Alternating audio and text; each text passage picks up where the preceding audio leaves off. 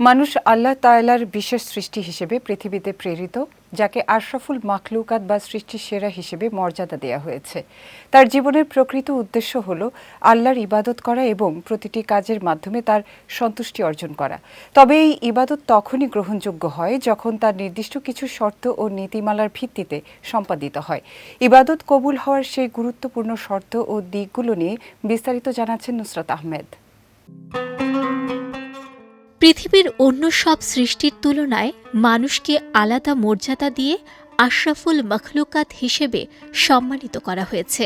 মানুষের জীবনের মূল উদ্দেশ্যই হল আল্লাহর দাসত্ব করা এবং তার সন্তুষ্টি অর্জন করা। পবিত্র কুরআনে আল্লাহ তাআলা ঘোষণা করেছেন, মানুষ ও জিন জাতিকে কেবল আল্লাহর ইবাদতের জন্যই সৃষ্টি করা হয়েছে। তবে ইবাদত কবুল হওয়ার জন্য কিছু নির্দিষ্ট নীতিমালা ও শর্ত রয়েছে, যেগুলো ছাড়া কোনো আমলই পরিপূর্ণভাবে গ্রহণযোগ্য হয় না।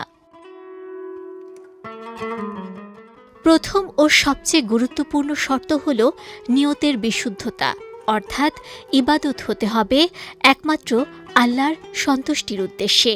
যদি ইবাদতের পেছনে অন্য কোনো উদ্দেশ্য, যেমন প্রশংসা পাওয়া বা মানুষের কাছে ভালো দেখানো থাকে, তাহলে সেই আমল গ্রহণযোগ্যতার মানদণ্ড হারায়। কুরআনে বলা হয়েছে, তাদেরকে কেবল এই নির্দেশ করা হয়েছে যে তারা খাঁটি বিশ্বাসের সঙ্গে এবং একনিষ্ঠভাবে আল্লাহর ইবাদত করবে। দ্বিতীয় শর্ত হল, ইবাদত হতে হবে রাসূলুল্লাহ সাল্লাল্লাহু আলাইহি ওয়াসাল্লামের দেখানো পথ ও পদ্ধতির সঙ্গে সম্পূর্ণ সামঞ্জস্যপূর্ণ। আল্লাহ তাআলা নির্দেশ দিয়েছেন, যদি তোমরা আল্লাহকে ভালোবাসো তবে রাসূলের অনুসরণ করো।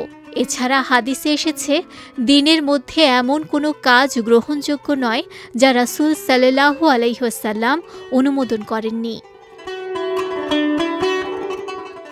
মহান আল্লাহ যখন মানব সৃষ্টির ইচ্ছা পোষণ করেন, ফেরেশতাদের সামনে বিষয়টি পেশ করলেন। ফেরেশতারা বললেন, এরা তো জমিনে ফ্যাসাদ সৃষ্টি করবে, খুন খারাবি করবে। আপনার প্রশংসা ও উপাসনার জন্য তো আমরাই যথেষ্ট।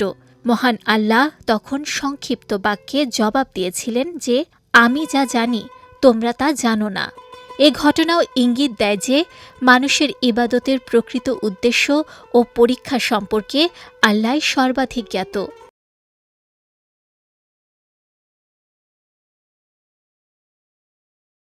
সুতরাং বোঝা যায়, ইবাদত তখনই আল্লাহর দরবারে গ্রহণযোগ্য হয় যখন তা হয় খাঁটি নিয়তে এবং রাসূল সাল্লাল্লাহু আলাইহি ওয়াসাল্লামের সুন্নাহ অনুযায়ী সম্পূর্ণ করা হয়। এই দুই ভিত্তির উপর দাঁড়ানো আমলই প্রকৃত অর্থে কবুলযোগ্য ইবাদতে পরিণত হয়। নুসরাত আহমেদ, বিজয় টিভি, নিউজ ডেস্ক।